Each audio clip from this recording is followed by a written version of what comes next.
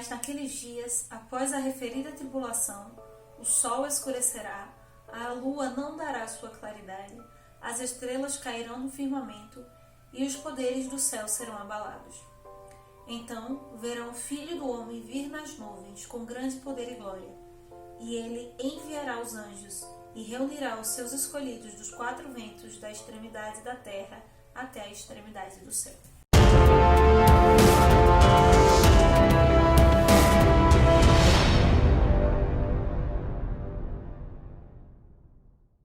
O que temos para hoje, Sanchos e Dulcineias? O de hoje, na verdade, é um assunto que, por mais que traga medo para algumas pessoas, é a razão da verdadeira alegria e esperança de muitos cristãos. Em Apocalipse, em passagens dos Evangelhos, em cartas de Paulo e outros apóstolos, mas em Isaías, Jeremias, em Ezequiel, nos próprios Salmos de Davi e várias passagens do Velho Testamento, nós vamos ver que a Bíblia fala sobre a segunda vinda do Messias, o retorno de Cristo.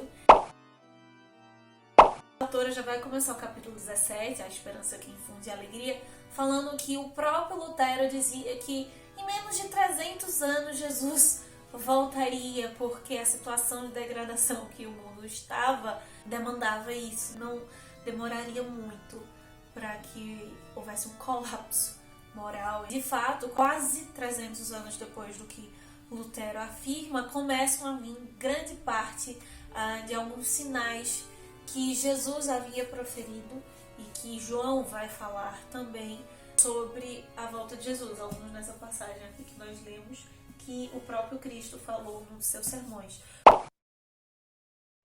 Porque em 1755, há o terremoto de Lisboa, um terremoto numa catástrofe inigualável, sentido inclusive na Noruega, na Groenlândia, na África, na Índia. Argélia e o Marrocos não só sentiram como foram destruídas, receberam um impacto violento dessa catástrofe, passaram por essa catástrofe, sendo o maior terremoto, de escala tido até hoje. Só que se a gente for olhar direitinho para o que Jesus vai dizer, ele fala terremoto, mas ele diz: sol escurecerá, a lua não dará sua claridade, as estrelas cairão no firmamento. Em Apocalipse vai dizer que a lua vai ficar cor de sangue. Quase 300 anos depois do que Lutero falou, em 1780, quando se tem a maior queda de estrelas do mundo, e os Estados Unidos têm históricos, vão se relatar isso, como o Jornal do Comércio de Nova York, por exemplo. Em 1780 é o primeiro ponto, que são o Sol e a Lua. A descrição é assustadora, não só da precisão bíblica, mas do que foi. Às 11 horas da manhã, trevas densas, chega 9 horas, há um céu totalmente cobreado, avermelhado. Os relatos, nenhuma luz artificial vingaria a claridade. Quando dá às 9 horas da noite, a lua fica cheia e exatamente à meia-noite ela fica vermelha. Não é como a lua de sangue nós tivemos agora em 2019. Uma vermelhidão que tira a claridade. Eu vou estar deixando também aqui os dados dos relatos. Assim, em 1833, a chuva de estrelas. O Comércio de Nova York fez reportagens sobre isso na época. Deixa claro assim, que nenhum profeta, guru, nada assim do gênero, cientista previu isso. Mas a Bíblia previu e ela faz relação com esse texto bíblico. Esses são dos sinais que vai influenciar o movimento que vai acontecer no capítulo seguinte, que nós vamos ver nos capítulos adjacentes, não apenas no outro capítulo que nós lemos esse mês. Esse projeto é para nós lermos a Bíblia. Por isso, por exemplo, lemos a Bíblia antes de dizer o que nos chamou a atenção nos capítulos. Ellen White, ela não é apenas uma das autoras norte-americanas mais traduzidas e influentes. É considerada pelos adventistas do sétimo dia como profetisa, de acordo com o que a Bíblia vai apresentar como sinais, de um profeta. Daquela pessoa que defende a Bíblia como única regra de fé e prática, e direciona os seus escritos à Bíblia. Seus escritos não acabam se tornando mais importantes que a Bíblia, suas palavras, o que seja. Uma pessoa que as suas profecias se cumprem, uma pessoa que é coerente no seu agir, no seu falar, e aponta Jesus como Deus, como Salvador, aceita a sua divindade. Se colocarmos todos os escritos e a prática da Ellen White dentro de todos esses critérios apresentados pela Bíblia, ela acaba se encaixando em todos eles.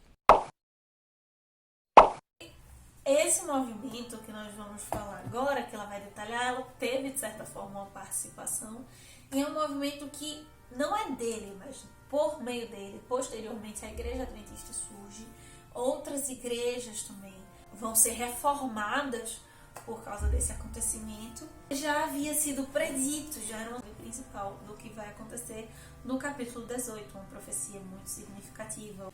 Mas a respeito daquele dia e hora ninguém sabe, nem os anjos dos céus, nem o Filho, senão o Pai. Ninguém sabe o dia da volta de Jesus.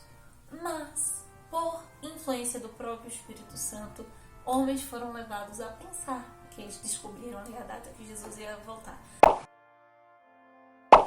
No capítulo 18, a autora vai nos contar sobre um homem que ela conheceu, inclusive, chamado Guilherme Miller.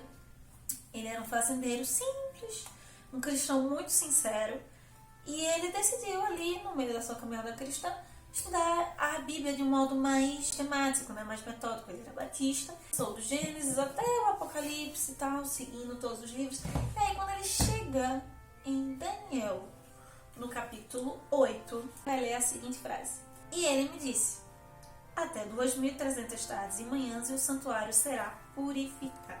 Cá, no final, mais direitinho o esquema e como o Guilherme Miller chegou nesse raciocínio dele, mas no final das contas, ele pancou nesse verso e começou a estudar profundamente os capítulos 8 e 9, 8 e 9 e 8 e 9 de Daniel.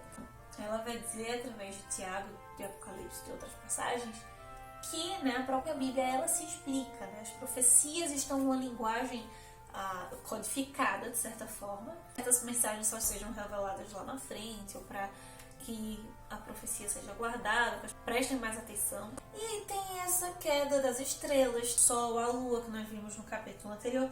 Ele começa a ler todos os sinais da vinda de Jesus, de Mateus 24, de Apocalipse, e vai começando a bater no tudo. Tudo ali vai acontecendo até que ele se depara com essa passagem de Daniel.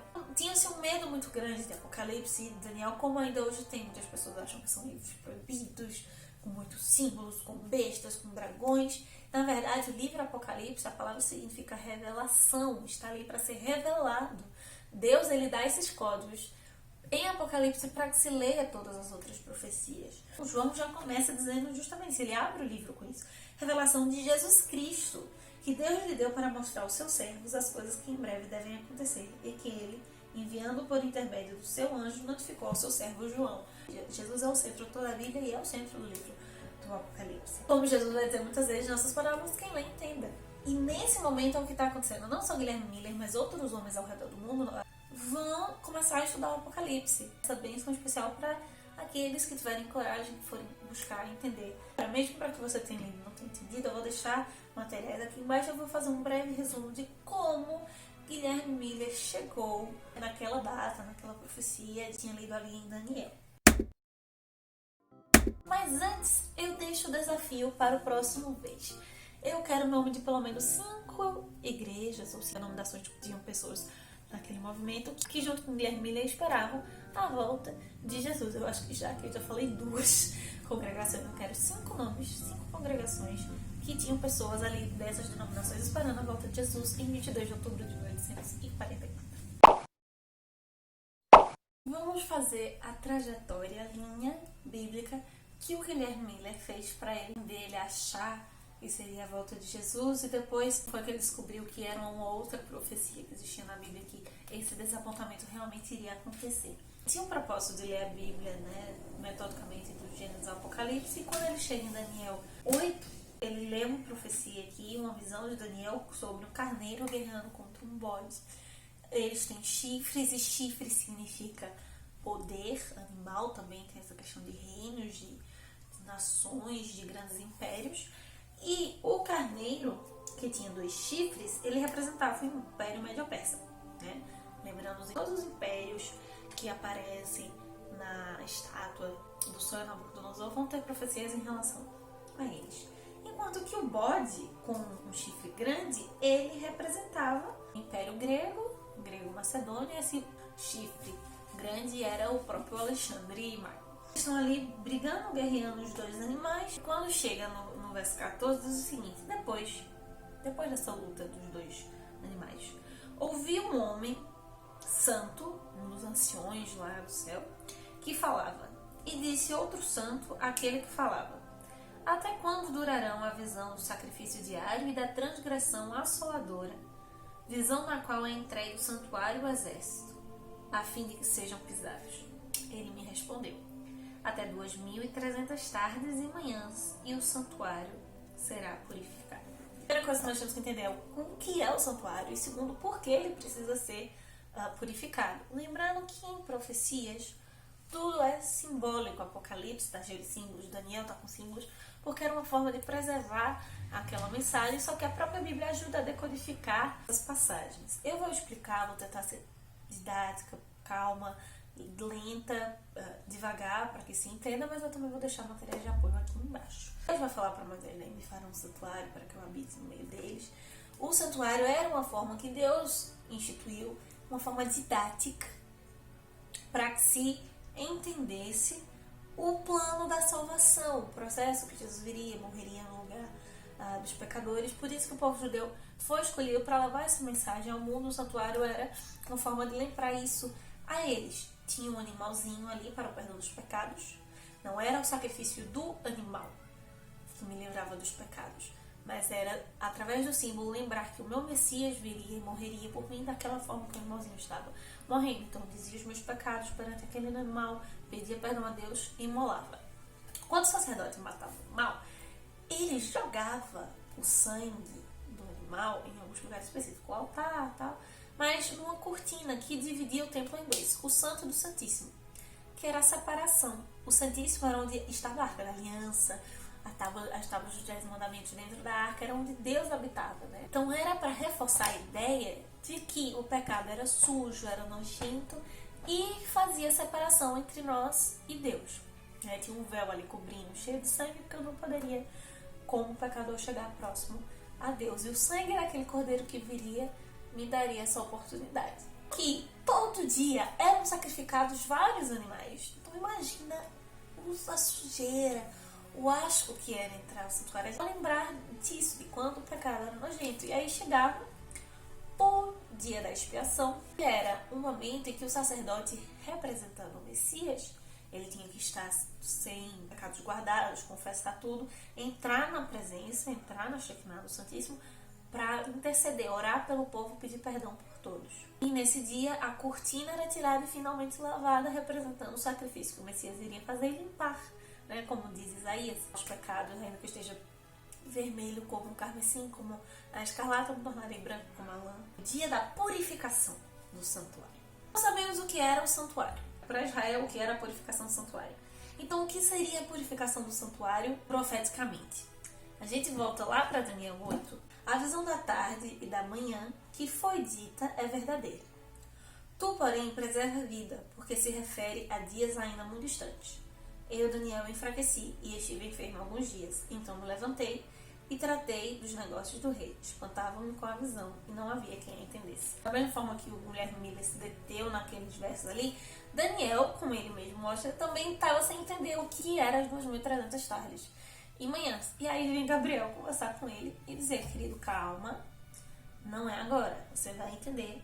Mas não é para esse momento, você não vai passar por isso. Vai ser uma situação lá na frente. E se a gente for ler Gênesis 1, criação, né? Termina um dia da criação, Moisés fala aqui: foi tarde e manhã do primeiro dia. Foi tarde e manhã do segundo. Foi tarde e manhã do quarto, quinto, enfim. E o que é isso? Dentro da linguagem judaica é que foi um dia inteiro. Dia dividido em 12 horas claras, 12 horas escuras. Manhã e tarde. Profecias todas são símbolos e a própria Bíblia se explica, né? Se a gente for para Números 14, nós encontramos a seguinte passagem: segundo o número dos dias em que espiastes a terra, 40 dias cada dia, representando um ano, levarei sobre vós as vossas iniquidades, 40 anos, e tereis experiência do meu desagrado. De novo, cada dia representando um ano. E agora, Ezequiel 4, porque eu te dei os anos da sua iniquidade, segundo o número dos dias, 390 dias. E levarás sobre ti a iniquidade da casa de Israel. Quando tiveres cumprido esses dias, deitar-te-ás sobre o teu lado direito e levarás sobre ti a iniquidade da casa de Judá. 40 dias te dei, cada dia por um ano. Voltarás, pois, o rosto para o cerco de Jerusalém, com o teu braço e descoberto profetizarás contra ela. Então a gente vê que em profecia, um dia, quando digo um dia na profecia, na verdade eu estou falando um ano. Então, se Em Daniel 8,14 a gente lê: 2.300 tardes e o santuário será purificado. Então é até 2.300 tardes, até 2.300 dias, até 2.300 anos literais. E o santuário será purificado.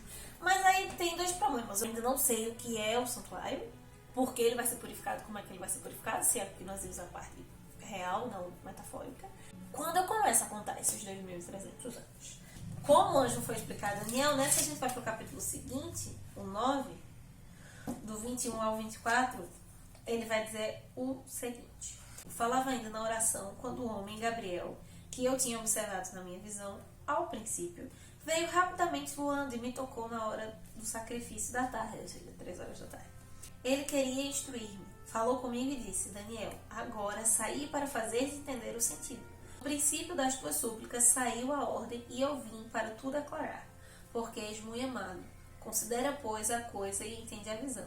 70 semanas estão determinadas sobre o teu povo e sobre a tua cidade, para fazer cessar a transgressão, para dar fim aos pecados, para expiar a iniquidade, expiação, dia da expiação, para trazer a justiça eterna, para selar a visão e a profecia, e para ungir o santo dos santos.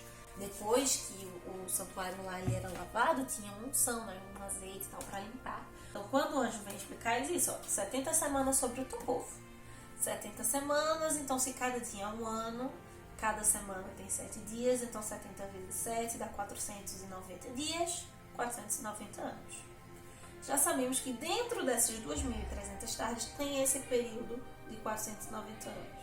E o que é esse período de 490 anos? Ele diz: para expiar a iniquidade e a transgressão do teu povo. 70 semanas estão determinadas sobre o teu povo, sobre a tua cidade, para fazer cessar a transgressão, para dar fim aos pecados. Então, se o momento da expiação era o momento do perdão, e ele fala o teu povo, aqui era o momento para os judeus. Quando é que começa esse momento de perdão para os judeus? Justamente no verso seguinte, que ele vai dizer: sabem entender, desde a saída da ordem para restaurar e para edificar Jerusalém, até ungido ao príncipe 7 semanas e 62 semanas. Ou seja, a primeira saída para restaurar o templo. 547 a.C., sai o decreto de Artaxerxes, mandando o povo voltar para Jerusalém, reconstruir Jerusalém. Então, nesse ano, 457 a.C., começa a contar 1, 2, 3, 4, 5, 6 anos para dar os 2.300 tardes. Só que a gente já viu que a primeira parte são 490. Então, desses anos, 457 mais 490, a gente chega em 34 depois de Cristo. No verso 25. Depois disso, 7 semanas e 62 semanas. As praças e as circunvalações se reedificarão, mas em tempos angustiosos. Depois das 70 semanas, ou 490 anos, nós temos 49 dias, anos, que termina com a restauração do templo. Eles saíram para Jerusalém em 457. Depois desse primeiro período, que são 7 semanas, ou seja, 49 anos, nós paramos em 408 a.C., que é quando termina a restauração do templo. É o primeiro momento ali para os judeus. Terminou a restauração do templo. Só que quando ele fala no verso 25, ele diz 7 semanas, ok, acabou a restauração do templo, e 62 semanas, que dariam 434 dias, né, ou anos, que terminaria em 27 depois de Cristo. E aí, o que é que acontece em 27 depois de Cristo? Vamos em Lucas 3, 21, 22 para entender o que é que vai acontecer agora. E aconteceu que ao ser todo o povo batizado, também foi Jesus, e estando ele a orar, o céu se abriu, e o Espírito Santo desceu sobre ele em forma corpórea, como pomba, e ouviu-se uma voz do céu, dizendo: Tu és o meu filho amado, em ti me comprazo. Lembra que lá em Daniel, ele vai dizer: sabe a entender, desde a saída da ordem para restaurar e edificar Jerusalém, até ungido o príncipe.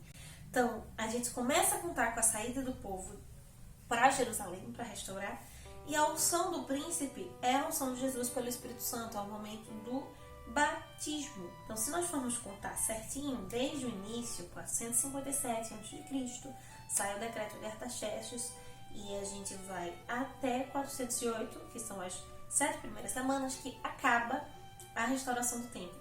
A partir daí, nós contamos mais 62 semanas, que é quando Jesus se batiza, a unção do príncipe. Para os primeiros 490 anos, falta apenas uma semana, ou seja, 7 dias, 7 anos, que Daniel vai falar, ele fará firme aliança com muitos por uma semana.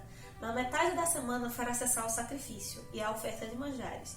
Sobre a asa das abominações virá o assolador. Então, já fazendo a transferência, a gente já pode dizer, ele fará firme aliança com muitos por 7 anos, né?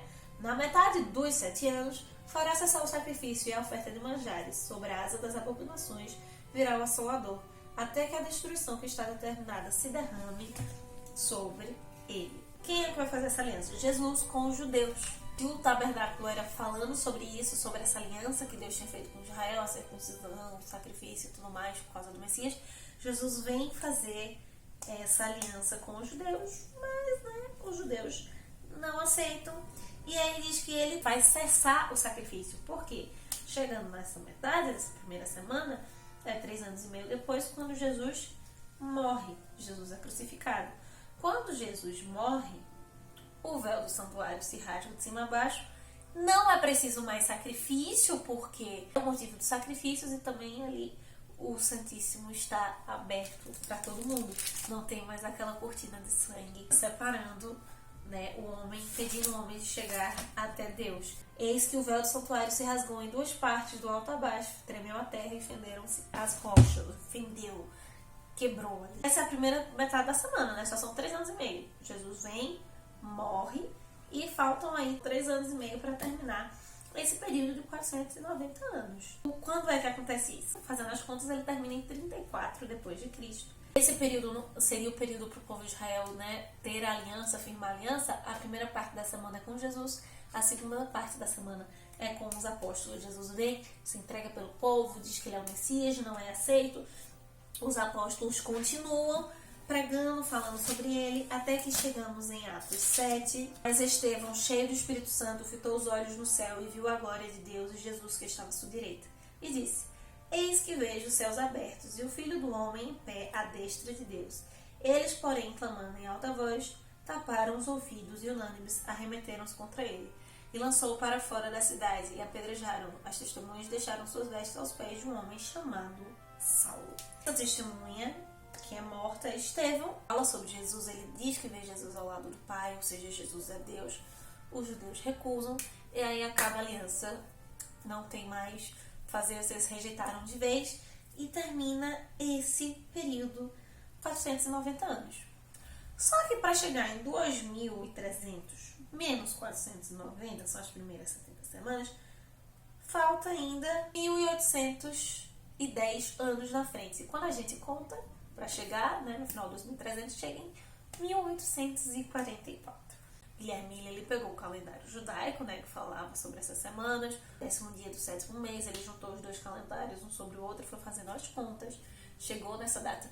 Em princípio, ele chega na primavera, ele faz a conta invertida ali, ele chega em março, e depois quando ele faz o mês correto aqui, comparando os 2, é o mês de outubro.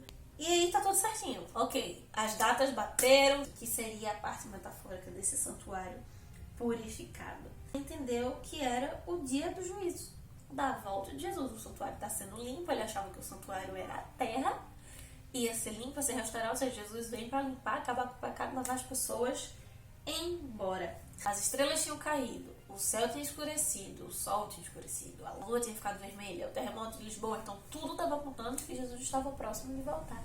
E aquela mensagem, eles estavam pregando, como nós vimos no capítulo, a mensagem estava chegando na Ásia, na África, na Índia. Então, o evangelho estava sendo pregado. Só que aí, eles começaram a pregar essa mensagem, as pessoas se prepararam para a volta de Jesus, e quando chegou o dia, as pessoas lá esperando, Jesus não voltou, o que é que havia de errado? Então, Guilherme Miller tinha acertado toda a conta, ele só errou o evento. A própria Bíblia também mostra que existiria essa decepção, esse erro. E junto com Urias Smith e outras pessoas, eles vão estudar a Bíblia e vão chegar nessa passagem. Daniel 10, o anjo vem de novo explicar para Daniel que ele estava sem entender aquilo ali. Eu, pois, ouvi, mas não entendi.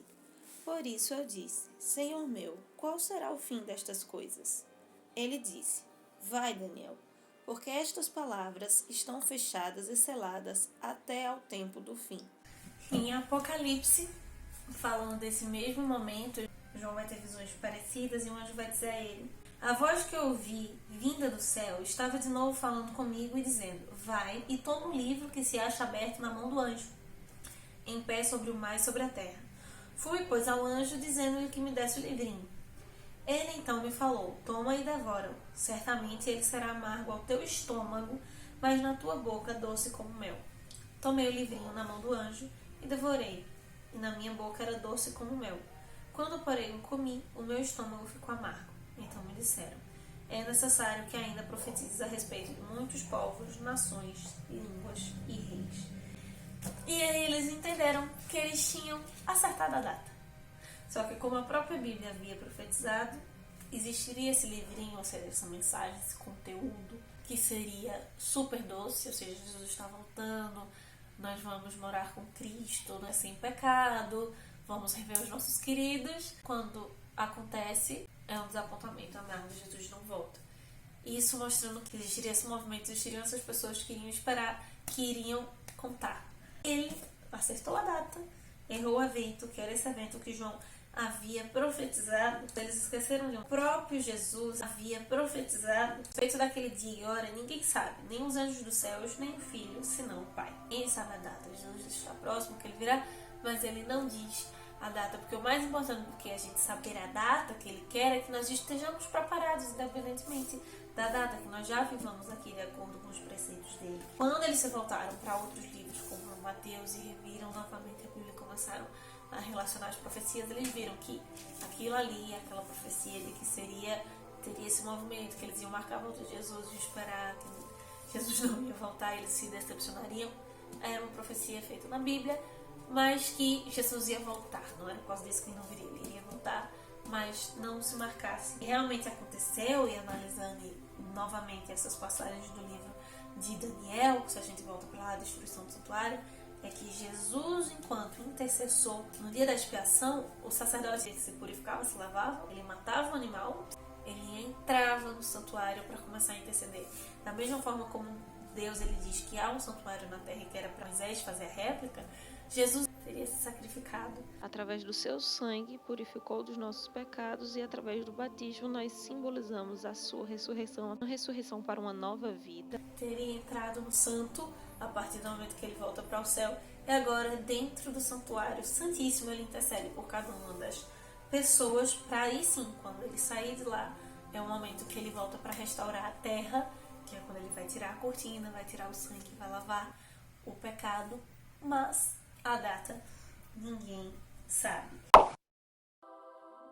Mateus 24, Jesus dá todos os sinais da sua vinda, e no Mateus 28 ele vai dizer: ide, portanto, e fazei discípulos em todas as nações, batizando-os em nome do Pai, do Filho e do Espírito Santo, ensinando-os a guardar todas as coisas que vos tenho ordenado, e eis que estou convosco todos os dias até a consumação dos séculos. Então, esse movimento do Guilherme Miller, eles entenderam que era uma profecia, que a profecia falava sobre a má interpretação que haveria, sobre a decepção que haveria, e o que de fato estava acontecendo, que era o processo de Jesus agora descendendo depois do sacrifício pela humanidade. Esse foi o raciocínio do Guilherme Miller, que estava certa, a data estava correta, apenas o evento estava equivocado, e eles pararam de marcar a data, entenderam isso e continuaram com o ID.